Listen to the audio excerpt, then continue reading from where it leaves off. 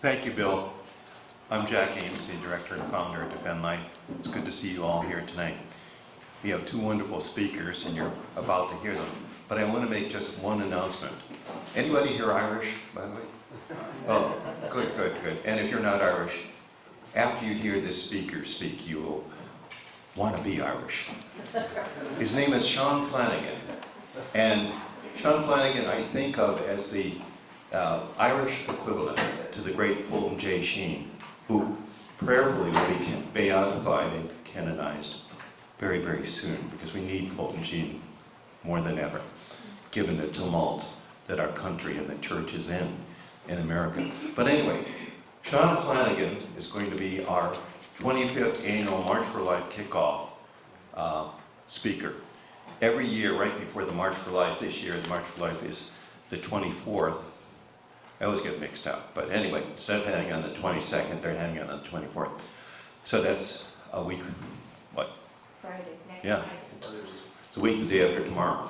Anyway, the day after tomorrow will be our March for Life kickoff lecture, and it's going to be down in Bethesda. Anybody ever been to Washington, D.C. before?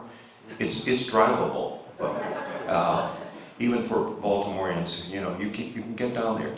If people like Missy can come up here from Washington, and Casey can come up here all the way from Southern Maryland, you can go down there. And it's Friday night, and it's going to be at 7:30 at Rock Creek, Knights of Columbus. Anybody ever been there? It's a beautiful Knights of Columbus hall. And Sean Flanagan, who has this great story, he came over from Ireland as a young man, and he had never went to college, by the way. In Ireland, when he was growing up, people didn't go to college. Maybe 2% of high school graduates went to college. And basically, they had a W.A.K.E program. So he studied auto mechanics, among other things. And he came over here. He wanted to be an actor. Soon found out that he couldn't do that and make a living and raise a large family, which was his desire. So he goes to work as an auto mechanic at, how do you like my Irish brogue, by the way? Anyway, he goes to work as a Volvo auto mechanic at this place in Summit, New Jersey, known as Smythe Volvo. But they find out very soon that he's such a good talker that they want him on the sales floor, selling Volvos instead of fixing Volvos. And he does such a good job that pretty soon he owns 25% of Smythe Volvo. Then he buys the whole blooming thing. Now, today, Smythe Volvo is the largest Volvo dealership in North America. He also sells McLarens and Aston Martins. Incredible man. But most importantly, he's Catholic to the core. And he's done some other great things, like starting wonderful Catholic radio stations. One of his Catholic radio stations is WFJS, named after Fulton J. Sheen. These are great things he's done. You have to drag them out of him because it's so humble. But if you really want to be inspired, in addition to what you're going to be inspired tonight, tomorrow night, not tomorrow night, but Friday night, come down to Rock Creek, Knights of Columbus on West Cedar Lane. It's right opposite NIH, right at the corner of Cedar Lane and Old Georgetown Road. And hear this great man. It starts at 7:30. It's on our website at defendlife.org. I have one flyer up here. I'd have more, but my machine decided not to function. Now let me tell you about our speakers. I'm going to introduce them in the reverse order in which is going to speak. So I'm going to introduce Casey first. Casey Schnitker is this wonderful woman, homeschooling mom, lives on a farm down in St. Mary's County. That's where the first Catholics came, by the way, St. Mary's County. She's the mother of 7 and the grandmother of how many? 4. 4. Right? And that number is growing, by the way. It will grow. And she's done incredible things. There's a lady by the name of Mercedes Wilson. Anybody ever heard of Mercedes Wilson? Anyway, Mercedes Wilson, believe it or not, is from Guatemala. She will probably be canonized a saint someday because she came up with this wonderful method of natural family planning for women who are illiterate. Well, anyway, she mentored Casey. Casey is probably one of the leaders in teaching natural family planning. She's done so much, and she's going to tell you some of the great stories. And one story in particular is how men have to take the leadership in their families. Protect their wives, protect their children, and lead. It's one of the problems we have right now. men have been so feminized by the culture, and some of them don't even know it. And then after, I'd like to have a few words about Missy Smith. She'll be the first speaker. Missy is a post-abortive woman. I've known her for many, many years. She's fearless. I remember when out at Notre Dame, way back during the early years of the Obama administration. What year was that, Missy? Was it 2009? Yes. So anyway, Obama, believe it or not, this pro-abortion president, had been invited by Notre Dame. That's Notre Dame as in the University of Notre Dame in South Bend, Indiana. They just couldn't wait to honor him. It tells you how un-Catholic they are. So anyway, a person by the name of Randall Terry moved his family out there to organize a protest. As part of that protest, Missy goes out there and marches onto campus with 4 or 5 other people. Very soon they're arrested. And she's released, and then she comes back to Washington, where she lives. By the way, her late husband, Lewis Smith, very prominent attorney, one of the most prominent attorneys in Washington, D.C., did great things with the bar there. Anyway, she gets on the phone and calls up people and say, hey, we're going back, we're going to do it again. So she calls me up and she said, Jack, it's going to be in and out. You know, it's not a big deal. Well, I get out there and I'm arrested with about 88 other people.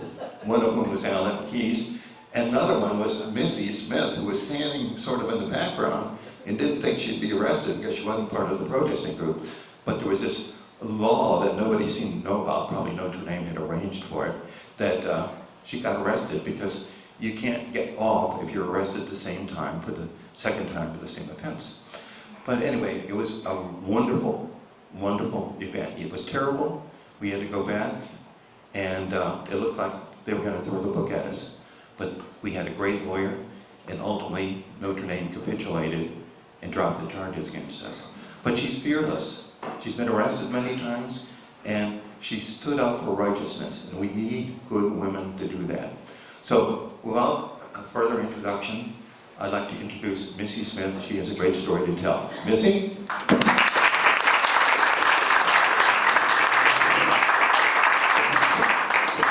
Thank you, Jack, for all those kind, exaggerated compliments. But Jack and I have known each other for a long time. I want to thank Bill and Ed and all of you who came tonight. The theme of my talk, I believe, is really pointed to unite, because it was a concerted effort by actually Satan, and using communists, and to do away with the family, to feminize men, to compromise them, to treat them as, you know, when the feminist movement came along, it emasculated many men, and many men didn't know exactly what to do, so they didn't do anything. But we know that men are to lead, protect, and provide. That is what God created men for, and they created women to nurture. So I want to talk about some very, very painful things tonight in my own life. Casey is the antithesis, actually, of my own story. And as an aside, they usually say that a woman who will tell her age will tell anything. So I come from an era when women lied about their age.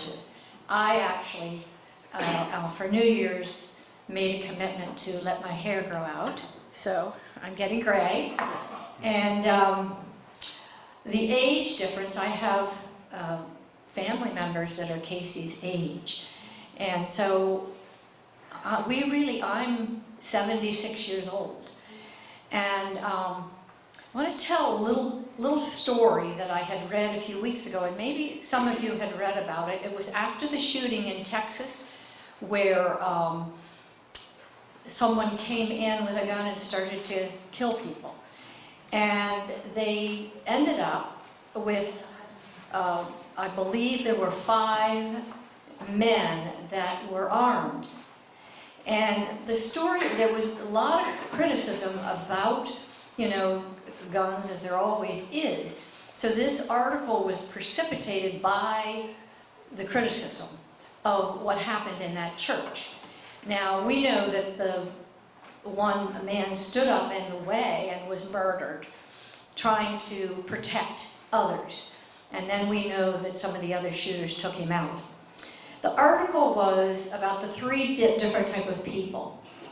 The first type of person, this article says, is a wolf.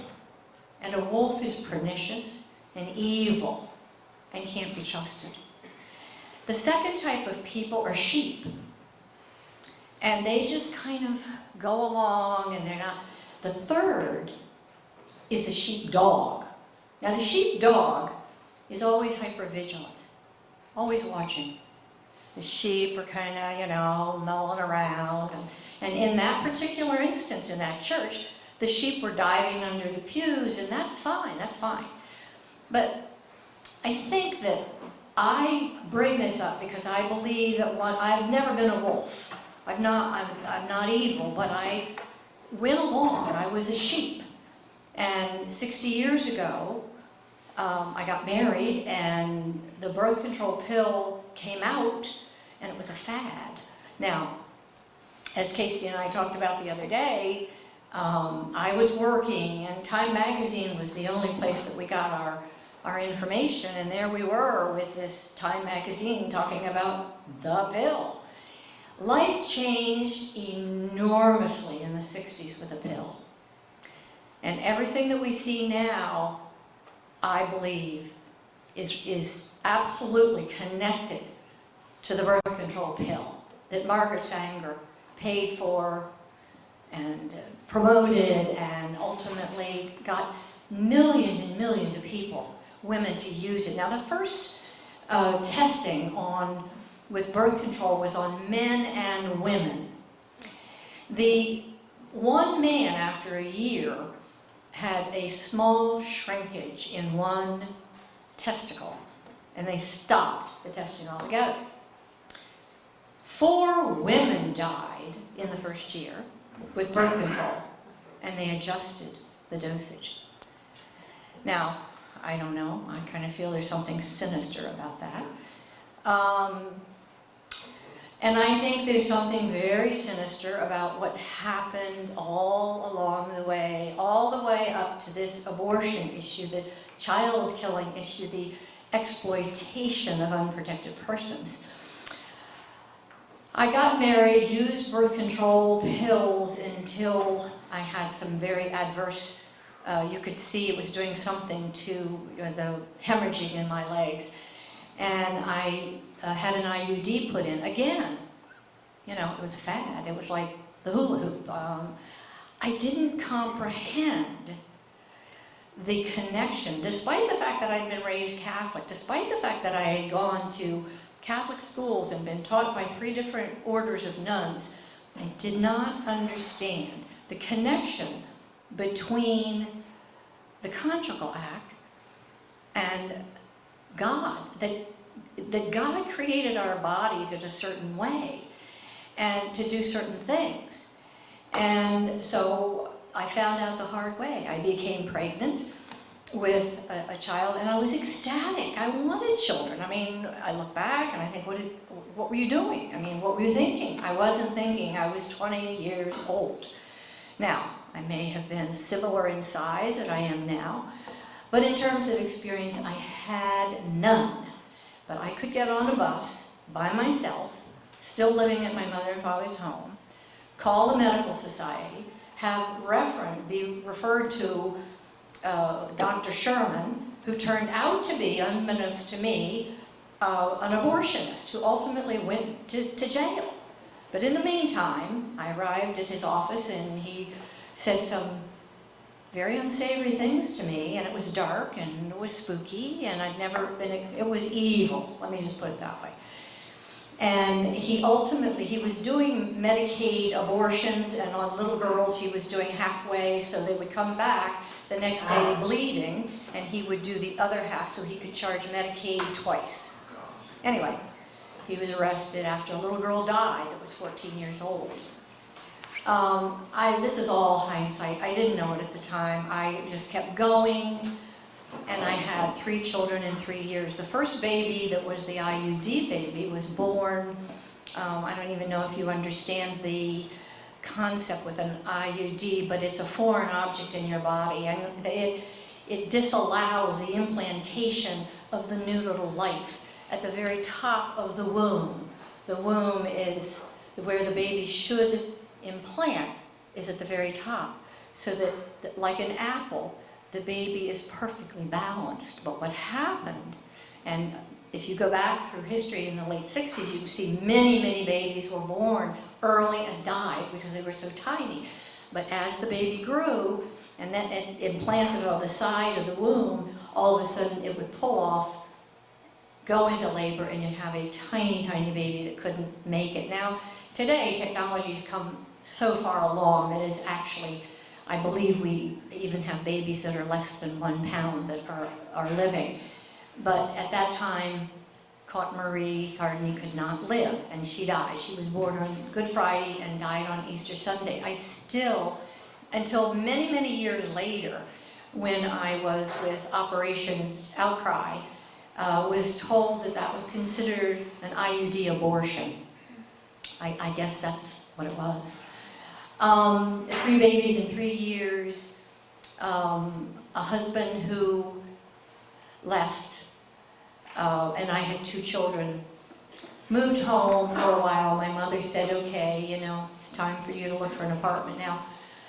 I don't know if you know, 52 years ago, but you couldn't find, they wouldn't rent to a woman with 2 children and that was not married. So I had a very hard time, but finally I did get a home for my 2 little toddlers and myself, and I worked at Georgetown University Hospital for the head of surgery. And my 2 little girls and I met a man who asked me to marry him, and he was what I felt was my knight in shining armor. He loved my 2 little girls and myself, and we were a package deal. And he did, we had sex before marriage, and I became pregnant. He had said, don't take birth control pills, you know, we're going to get married. But he had never been married, and as Jack mentioned, he was prominent, and he's passed away, I can say this, he was what was considered Washington elite. And I think he just was, and it was, not only did he become embarrassed or frightened or upset, but it was also the time. I mean, it was 69. And Washington Hospital Center was already doing abortions. So Roe versus Wade had not even passed yet. And so I have to say, I was coerced, I was compromised, and there wasn't any conversation I was going to have this, and I had no idea what I was walking into. And I have to say that it was the worst thing that I've ever had. And it wasn't just terrible because at that moment, but the long-term ramifications, spiritually, emotionally, physically. By the grace of God, I have to say, I was not physically hurt. Since then, I am, for a living, I follow murderers, and I know what these murderers do, and it's a pretty horrible thing. So I guess I'm pretty lucky to be alive. Obviously God had a plan for me. Fast forward, in 2099, Mona Sharon came out with an editorial. She had read the American Enterprise Institute on the trafficking of baby body parts. And when I read it, G. Gordon Liddy read it on WMAL. He had a program a number of years ago, in '99, and he read the entire article by Mona Sharon, who's a syndicated columnist. And she, you know, talked about Mark Crutcher. She got the information from Mark Crutcher. Mark Crutcher, you may or may not know, but he's very famous. He's out of Denton, Texas, and he's mentored all the big names in the pro-life movement now, like Lila Rose and James O'Keefe. And he's a brilliant, brilliant man, but it's a research organization, Life Dynamics. Anyway, I called Mark to talk to him about this, and I didn't sleep. I was horrified that they were selling baby parts of little babies that were 8 weeks old. We'd been, we didn't have fetology then, so we didn't know. I mean, now anybody who goes to the doctor has a sonogram and they put it on their refrigerator and they know, exactly that it's a baby. So, but this knowledge just absolutely devastated me. I couldn't believe it, and I felt that I had the silver bullet. If I could tell everybody, if every woman understood that their babies had arms and legs and skin and hair, and it was worth a total of $7,000 at the time. Now, I'm sure it's probably more valuable now. So I called Maureen Flynn, who is a good friend of mine, and she has a Signs and Wonders apostolate in the International Week of Prayer and Fasting every year at the Shrine at the Basilica. And I said, we have to do something about this. So 5 of us got together. We prayed. We chose December 8th because of the Feast of the Immaculate Conception. And all of us having a great devotion to the Blessed Mother. So we met, we prayed. I had gotten a phone call from a woman named Trish Short who said, are you Missy Smith? And I said, yes. And she said, well, I understand you're hysterical. And that shows you how small the pro-life movement is. The word was out that I was hysterical. I was a nobody.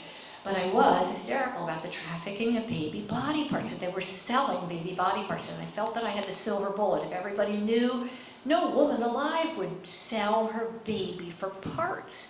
But anyway, that's how naive I was. We immediately, I said to Trish when she called,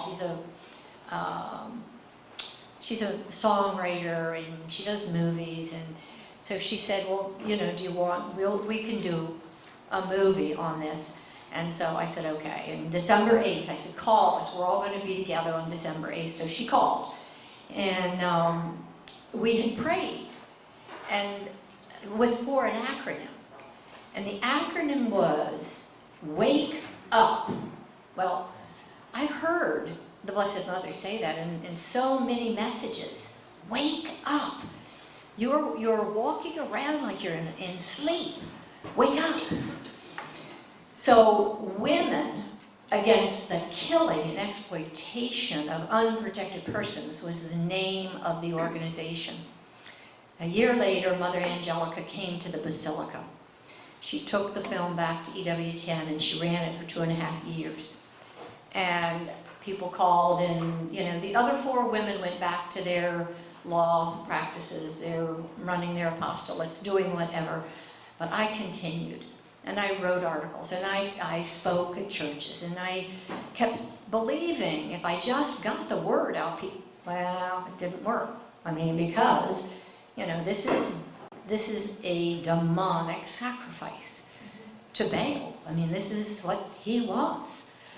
But Wake Up had its sea legs, and it moved on, and I did almost every part of the pro-life movement that I could think of. Sidewalk counseling, just, a plethora of different angles with the pro-life movement. And ran into, Maureen Flynn had been putting out these magazines with Our Lady of America on it, and all of a sudden it hit me like a bolt out of the blue. Oh my gosh, Our Lady of America. She came to Sister Mary Ephraim in 1958 in Rome City, Indiana, and she promised if she was processed solemnly into the basilica by her bishops and then honored there, that there would be an infusion of grace into the hearts of every man, woman, and child in America. And I said, oh my gosh, this is the answer. Because I'm the hole in the donut. I'm a little person in what's going on, that all of the manifestations with transsexuals and homosexuals and all of that, I mean, and the breakdown of the family, it's all tied. It all goes back to removing God from the center of our lives and in our marriage, that He's there.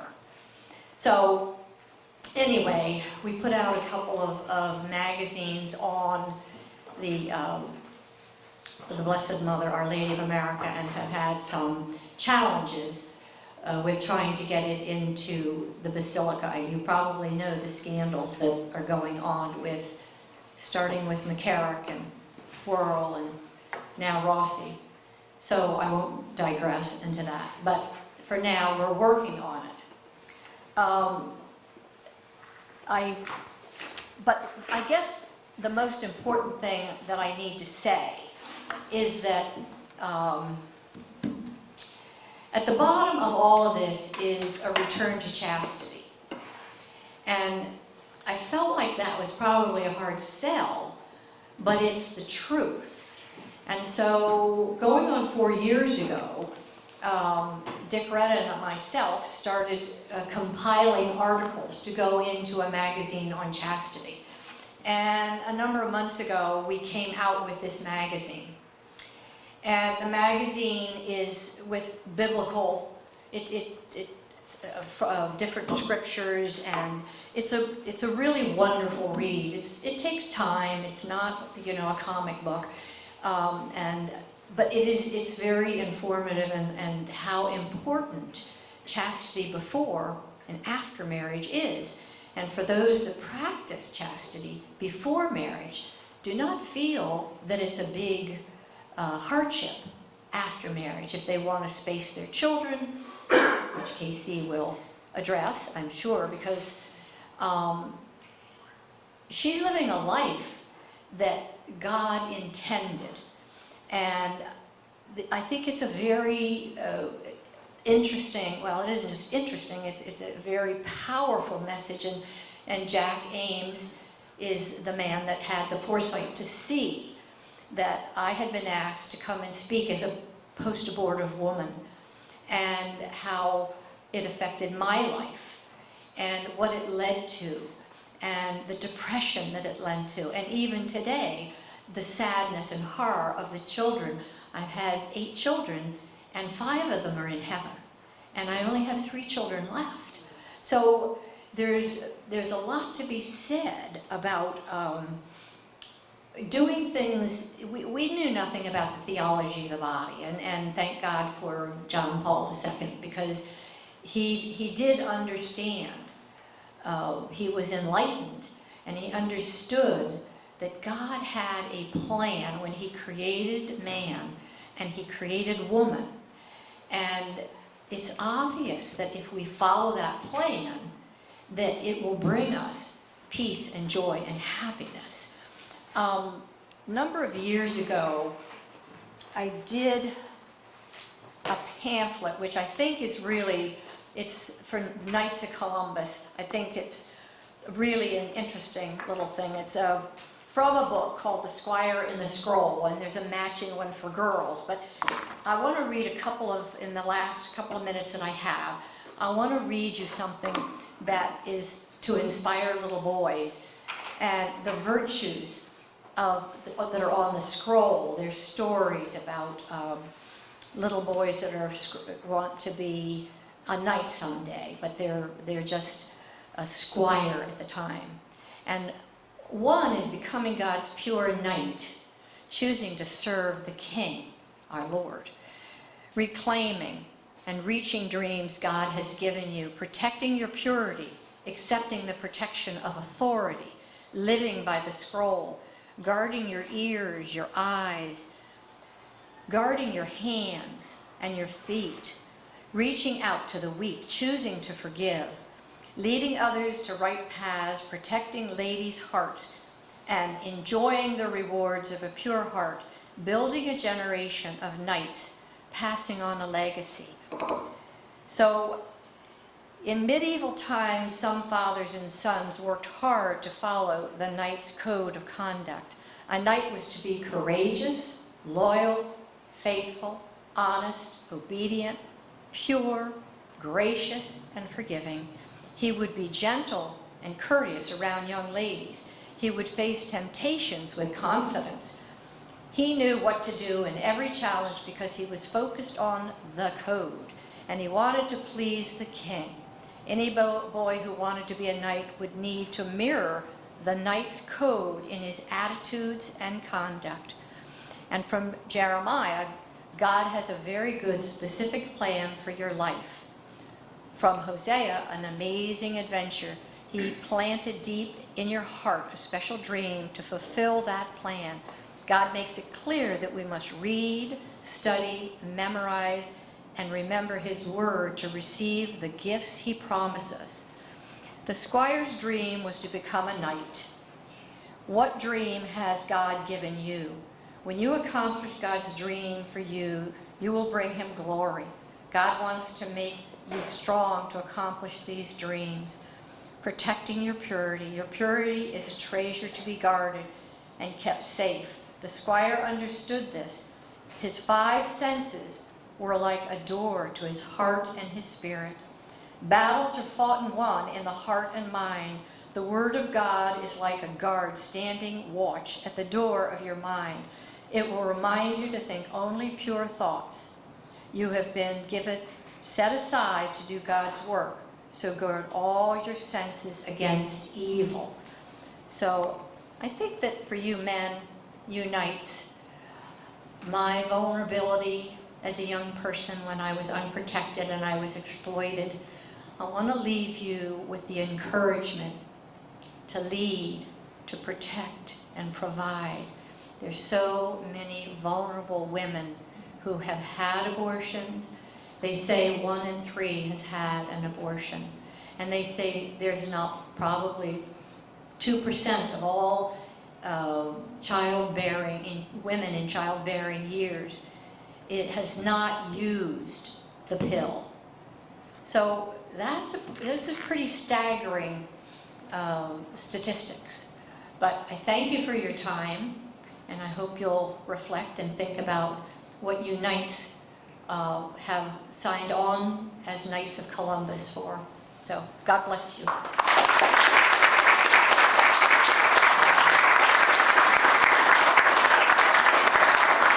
Happy to be here. It was just a great adventure coming here from Southern Maryland to be with you tonight. Be with the Knights of Columbus. Knights in shining armor is what you are. And you've absolutely been totally heroic in supporting Chastity and supporting natural family planning training teachers. I've really benefited from that myself. I came into the Catholic Church 18 years ago and went to an RCIA class and had to take a course in natural family planning. Had no idea what it was, okay? So just a quick backstory. My name is Casey Schnitker, and I'm the Executive Director of Family of the Americas Foundation. We promote the church's teaching on Humani Vitae, basically chastity, before and after marriage is what it is. Okay, natural family planning, the ovulation method. I've been married to my husband Ed for 28 years. We have 7 children, ages 27 to 5. I had my last baby at 47. I had a baby at 42. So I want to ask you a question. It's a really weird question, and you all know the answer to this question, but it's really important because, you know, there's so many onslaughts to life today. You know, and every time you have a baby, people are on you like flies on you know what. To get sterilized, to use contraception, to not have any more children, okay? And the pressure is enormous, right? So, and once you hit 35, they're like, okay, advanced maternal age, you shouldn't have any more kids, okay? That's what they say to you. That's what my doctor wrote on my ultrasound diagnosis when I was pregnant at 35. And I'm Irish, but I'm also Sicilian. So it's a very dangerous thing to do.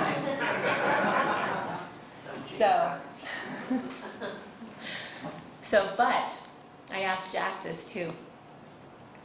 I asked Sean Flanagan too, and it took him just as long to get the answer. That's how disconnected we all are, even those of us in the pro-life community, from fertility. So, everybody in the room, when did couples have to stop having their children since time began? This is a good question to fight the whole advanced maternal age thing. When did couples have to stop having their children? Never. Okay, I've heard that before. After menopause. When? After menopause. Oh my goodness. Awesomeness. Yes, you got it right away. See, and you know what? But never when they died are very common answers. Though I thought there was somebody in the paper or news recently that was going through menopause and actually got pregnant. Well, the only way, well, you can get pregnant when you're going through menopause, but once the door shuts, it is shut. You'd have to do something like kind of crazy, scientific to be able to have a baby after menopause. Okay, the door opens, God opens it, and guess what? God shuts it. There's no reason we have to cut our fertility off at some predetermined age. Since time immemorial, couples had babies until that time in their life. So I had a big, fat, roly-poly, adorable baby at 47 years old. So, and he's 5 right now. He's a pistol. Okay? But anyway, what I want to share with you tonight is how much I appreciate the gift and the power of fabulous, glorious, wonderful masculinity. Okay? So, we're living in a time where it's like toxic masculinity. Have you ever heard that stupid saying? Yeah. What the heck? Give me a break. Everywhere we go, every single day, we are surrounded by the gift and the fruits of masculinity. Okay, so how did you all get here tonight? Did you ride on a horse through the forest? No. Just like we did, we drove in a car over miles and miles of roads, right? Now I want to ask you a question. Who, for the most part, did that? Men. Woo! I'm so grateful, thank you. Okay? Okay, and how about New York City? You ever stand at the base of one of those skyscrapers? I have a picture actually, I'm getting ahead of myself, but that's okay, right? And gone, how did they do this? The Bay Bridge. Driven across it? Two things happen to me every time. One is, how did they do this? Two is, what if? Okay? I basically have to drive a bus, having 7 children. It's very embarrassing. It's a large, large van. So the wind blows, my imagination gets the better of me every single time. Okay, so ships you can land a plane on. Planes that can carry tanks. Who, for the most part, did that? Well, y'all did. Isn't that cool? I mean, it's amazing. They're trying to emasculate you, but you cannot change a man. I already tried every weapon in the female arsenal to change my husband, who's sitting in this room right now. I'm gonna point him out. Men change not by us women, because we'll change you into some kind of little girly person we're not even attracted to. Not on purpose, but just what we would do. Men change how? By virtuous action. And that's the truth. That's how my husband changed. Okay? So just quickly, I want to tell you a little bit about myself because I think it's pertinent to this topic. I grew up in Hollywood, California. Now, where I live in Southern Maryland, anybody familiar with Southern Maryland? There's a Hollywood and a California right next to each other. Okay? But I grew up in Hollywood, California, in a theatrical family. That was our family business. My mother is a professional actress. My brother is a professional actor. My stepfather is a Hollywood agent. Okay? And that's my world that I grew up in. Marriage wasn't even on my radar. Okay? It was totally like, no, I had to be a professional actress. And so I did all the training and everything, but it was not really my thing. Ballet was my thing. So, and we were completely secular. I went to church one time my entire childhood, but I tell you, never forgot that experience. So it's really weird that I have 7 children now and live in Southern Maryland. Okay, really weird. How did that happen? So I want to share with you just a little bit about how it happened. So anyway, so there's Ed and the children. Just thought you might want to see them. Kind of fun. That's everybody. And I'll tell you right now, I am past the time where I could have another baby. And I'm really sad about that. Okay? If I could have another baby, I would. Because I've been so feminized that I really appreciate and enjoy fat little baby hands with dimples in every knuckle and joint. And little fat baby tushies running naked down the hall. You know, and all the little things. Women are great. We really appreciate the minutiae of life. Right? Women's movies, for example. Every disgusting detail, we love it. You guys ever watch one of those? Men. And you have to watch like Rambo 10 times to get that movie off of you. You know? Because it's, you know, that's who we are. That's what we appreciate. You know, and it's a great gift that we have. So I teach natural family planning, which is teaching couples how to recognize when they're fertile and when they're not fertile as a couple. I like to call it moral family planning, okay, because that's really what it is.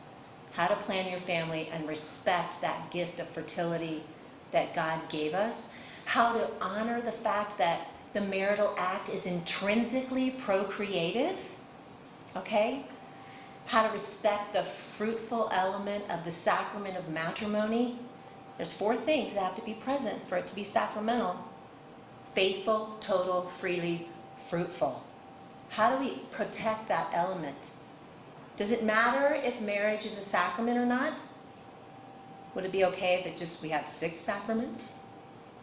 How many people do you think are cutting off fruitful today? Okay, so, you know, basically, after I learned natural family planning, you know, coming out of Hollywood, having all the scars I had from all the stuff that went down in Hollywood, not knowing what the meaning and the purpose of sex was, right? If there even was one. Okay? Learning about it and being totally like, whoa, I had no idea. I actually want to be a part of that. You know, as a woman, you know what? I wrote an article, Real Women Don't Like Lust. You know how we are about it after a while? We're not made to be objectified. We want to be loved. And we want to be loved like only you guys can love. And that is heroically, sacrificially, and dynamically. Right? That's how I'm loved by my husband. And it's great. I love being loved like that. Every guy has that capability. Because that's who you guys are. So, after learning natural family planning, I began to teach natural family planning. Boy, did I discover some very interesting things. First of all, when I came into the Catholic Church, it was the hardest thing that our marriage ever went through. Ed was not thrilled about it. Okay? We had to go to marriage counseling over it. So, but we got through it, and I told Ed I can never sin like that again. Okay? It's the 10th year of our marriage or so that we end up going through that, right? And it was really a difficult time because Ed didn't really quite appreciate, the value of it. It looked to him like, all right, so you're planning your family, and, one couple's using NFP, another couple is using contraception. They're doing the same thing. They're just planning their family. But what really helped him is to understand that our goals have moral significance. Okay, I want to earn an A on the test. I want to earn a living. I want to go kill somebody. Right? So the goal has to be moral, right? As I'm Sicilian, I feel that way quite a lot. Okay, so, but how we achieve our goals has to be moral too. Right? So I want to earn an A on the test. So two people, one studies, the other one cheats. Okay, I want to earn a living. One gets a job, the other one robs a bank. Okay, two people planning their family. Okay, one recognizes, hey, this is an intrinsically procreative act. We're not ready for another baby right now, and we have a good reason. Okay, because children are the greatest blessing we could have. The church teaches we need a serious reason to postpone pregnancy. It's very important to know that. Not that anybody's going to come into your family and go, come on, get with it. You need to have some more children. But when we make these decisions in our marriage, we take that into account as we plan. Okay, we think about that. So one couple recognizes the intrinsic, element of fertility there, respects that, and abstains from the marital embrace and any other shenanigan, right? So we're talking chastity here, right? Okay, and the other couple says, you know what? We're going to do something to this act before, during, or after to render it sterile. Or at least try to, because some things like the birth control pill, the patch, the shot, the ring, the injection, the IUD don't necessarily work against conception. Okay? So it's two different actions that are going on. So we embrace that in our marriage. And boy, did it change us. It changed the way we saw God. Because who is the giver of life? I believe in the Holy Spirit, the giver of life. Now, he was part of that union now, right? It changed the way we saw each other. It changed the way we saw our marriage. It changed the way we saw the marital act. Okay, it was no longer just this. This is what goes down in the media. You see this all the time. You're like, what is going on over there, right? No, it's totally different. It's love, not just lust. Okay, and it changed the way we saw the children we had. And guess what? It changed the way we saw our future children. So some people say, oh, you have 7 kids, NFP doesn't work. But no, the reason we have 7 kids is because it changed our hearts about children.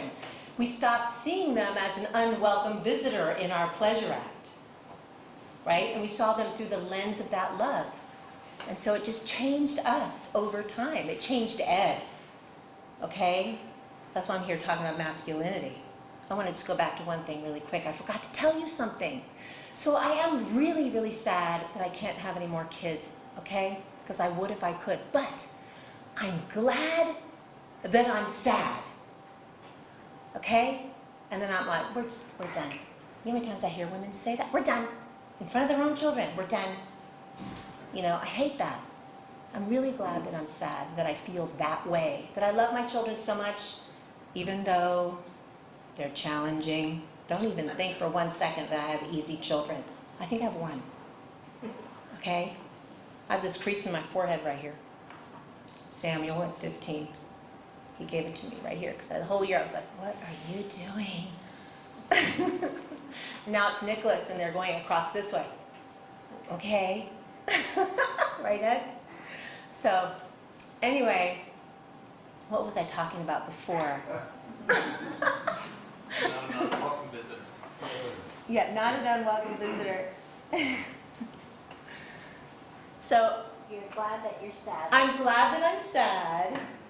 So I'm going to skip over and think, why am I doing this? Why do I share about fertility? Do I care about fertility necessarily? Is it the big deal? I just really love to talk about fertility. No, I'm a really squeamish person and God has a sense of humor.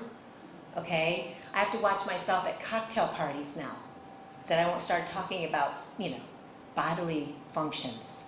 It's just too comfortable now. But yeah, but generally I'm more squeamish. But what we're really talking about here, and this goes, I'm trying to try to wrap this up in a beautiful, nice little bow with you, if I can, is we are talking about the sacrifice in the bedroom. That's all this is, okay? And the sacrifice in the bedroom has the power to convert sinners, to protect the church, to fill the church inside, because we build buildings, right? But how are we going to fill the inside of the building? Okay, you can take a whole culture down by sterilizing the marital act. Look at Europe. But the great news is, you reconnect that baby to the marital act, and you can reverse all of that. It's such a powerful thing. I look at us. Miss Hollywood grew up in, I tried to grow my hair out one time.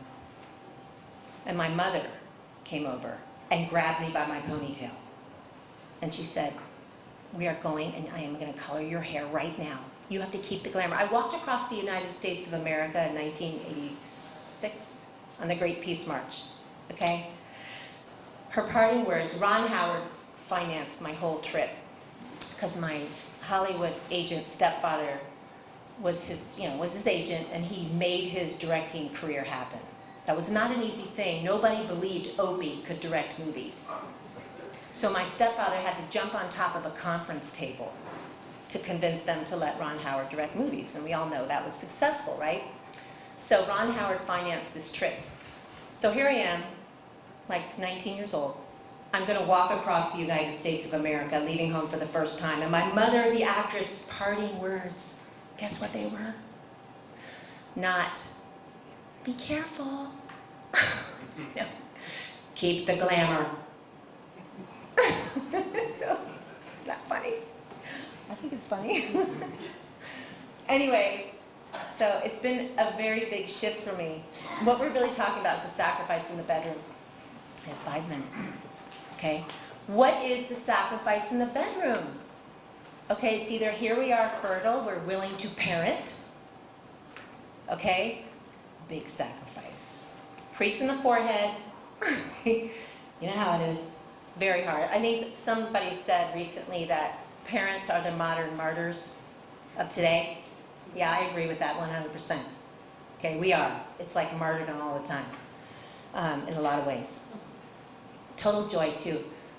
But it's a sacrifice. This is my body given up for you when you're pregnant for 9 months and you're at the 9th month and you can barely walk, and birth. Anybody ever give birth in this room? Yeah. Remember that? You forget, thank God, because every single time when I'm having another baby and I get to that point of transition, I'm like, why did I do this again? Oh my goodness, I'm gonna die. It's so hard. But you get through it and you see that baby and you forget all about it. So, but I'm so glad because I love babies. Okay, so, and then getting up in the middle of the night and all of the little sacrifices and stopping what you're doing to discipline your children. Sacrifice. Or the sacrifice is this. Here we are fertile, it's not a good time for another baby. We're not going to share the marital embrace. And boy, is that a sacrifice, especially for the women. And let me tell you something right now. Women, raise your hand if you don't agree with me, almost never have to exercise sexual self-control in marriage. Because the truth is, almost any time we're interested, our husbands are like, okay. And why is that? Does anybody know why that is? My Hollywood stepfather, who thought he knew everything about sex, didn't know this. Why is it that men are more motivated as a rule than women? Pheromones. Nope. Okay, we can't move on until I get the answer. We can be here all night. I don't want to watch on. Why? Why are men more interested than women as a rule? They're always fertile. Hey, how often are women fertile? half of the month? About 100 hours a month. And that explains a lot, doesn't it? How many hours? 100. 100. Yeah. Doesn't that explain a lot? It's very interesting. Yep. So when we divorce the baby from the marital act, okay, and we take the sacrifice out of the bedroom, okay,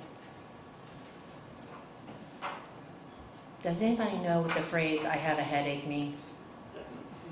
Not in the mood. Does anybody know who's saying it? Who's saying it? I don't think so. Who's saying it? A woman. Yes, why are the women saying that? I never said that. Yeah, but why do we get headaches? When we reduce the marital act, I mean, it could be an actual headache, it could be I'm just tired. But if you reduce the marital act to just a pleasure act, you know what? We lose interest. I believe this story. And these are excerpts from like an hour-long talk on the gift of masculinity. I'd have to tell you 2 more things. It's really important. But I had a friend whose husband is into sailing big time and fishing. And they have a giant fishing boat, and a bunch of guys go out all the time fishing for like the big honking, fish. Okay, they're serious. And she told me that all of these men were complaining that their wives were not interested in sharing the marital embrace with them, and they didn't know why, and they felt really hurt and rejected. Okay? And they didn't know what to do about it. And she said, will you teach a class for these ladies and explain to them the meaning and the purpose of the marital act and help them perhaps see things a little differently? So I did a class, The Graces of Matrimony, okay? And I had women in tears. This living room was filled with these ladies, okay? And guess what? The common denominator was Birth control pills. birth control, like contraception, right? Like sterilization, the IUD. So that's what happens. Whereas all my friends who are following the church's way of planning your family, the women desire their husbands. Okay? Because the marital act retains its full meaning, purpose, power, and dignity, and what's really important, beauty. And that's why I have this right here. What are women about? We are beautiful. Every lady in here, I'm going to tell you, ladies, something that every guy in here is going to go, how did she know? Like to them, it's like we glow. That's how beautiful we are, okay? So if you reduce the marital act to just a pleasure act, well, I'm tired, okay? And if I don't ever have to exercise sexual self-control, it really changes things. I wish I could explain it to you more right now. I can, but I don't have time. The last thing I want to say is this. On the gift of masculinity and the plague of shirking that we have going on today, where's that coming from? It's coming from the lack of responsibility that has been taken in the bedroom. When I married Ed, he was a California surfer, awesome guy. He did what needed to be done, but that's not enough, okay? And I'd be like, Ed, you would make a great crew chief. American Airlines mechanic for 25 years. You make a great crew chief. I don't want that responsibility, right? That's what he would say to me. I was so frustrated. Again, I tried every weapon in the female arsenal. With our own children, his parents told me when we had 2 boys, he needs to take more responsibility with those boys. I'm like, could you tell him, please? Please, could you tell him? Because I've already tried. Nothing's working. But when we started to respect the marital act, something happened to Ed that blew me up against the wall, and only my eyeballs went back and forth, because I was like, I don't know what's going on with him. He began to take dynamic responsibility in every area of our lives. And now, do you know what it is like now? That when Ed is passed over for responsibility at work, it annoys him. He gets so irate and irritable. Like, why didn't they ask me to do that? I could do that. Total shift. So what I started to see in the couples I taught is when the men took responsibility for the fertility, not apart from the woman, but when they took responsibility in the bedroom, like the way I described, the men became more masculinized in the sense that they lost their fears of responsibility. and began to take dynamic responsibility in every area of their lives. I saw it over and over and over again. I'm like, oh my goodness, this is amazing. How is this happening? But the marital act is pretty exciting. Men's sensuality is more available than it is to women. It's right there. Ours is more deeply buried, harder to access, more mysterious, and our brains never shut up. World War III could be going on down the street, and Ed would be like, I'll see you all in a minute, to be with me. Okay? You could shut it all out. Right, that's TMI, right? But that's how men are. That's the gift of being a man, right? We could, so anyway, so because it's a very exciting time to share with your wife. And if it's always tied to awesome responsibility, either here we are fertile, we're going to parent, here we are fertile, we're going to abstain and exercise sexual self-control, right? It's tied to this incredible responsibility. It's very exciting, and what happens is responsibility then becomes exciting. And they begin to lose those fears. But I'm taking responsibility in the most dynamic way possible in my life, okay? And I can do anything now. And you see that over and over again. It's pretty darn thrilling. So we have, as Catholics, yes, we have good news. But we have great news for the world. The bad news is that we're living in a pornographic norm. The good news is, if we're talking about sex, okay, in a respectful way, people are listening. If we talk about the meaning, we're striking chords, because they all are trying to imitate the world's way, and they don't know why it's not working for them. It's not making me happy, okay? Something's wrong with me because I'm not enjoying this not working for me, okay? No, nothing's wrong with you. You're absolutely right in the way you feel. But the world's not going to tell you that, okay? I forgot what I was saying. Anyway, so we have, I know what it is. So if you're talk about the meaning, then you can go to the meaning of the marital act, and they're listening and they're with you. Then you talk about the sacrament of matrimony, and they're listening and with you. Then you talk about the other sacraments. I do this all the time, and they're listening and they're with you, and they're understanding the Eucharist, they're understanding confession, they're understanding all of it. They're totally with you. You can take them right to the church, they're totally with you. Take them right to Jesus Christ himself, and they're totally with you. And that this is a religious conversation, red flag never goes up, which makes people go, la, la, la, la, la, la, la, And they're like totally being converted. So we have the bad news, but yeah, it gives us an avenue now to reach people. So thrilling. Anyway, I've been past my time, but thank you for having me, folks.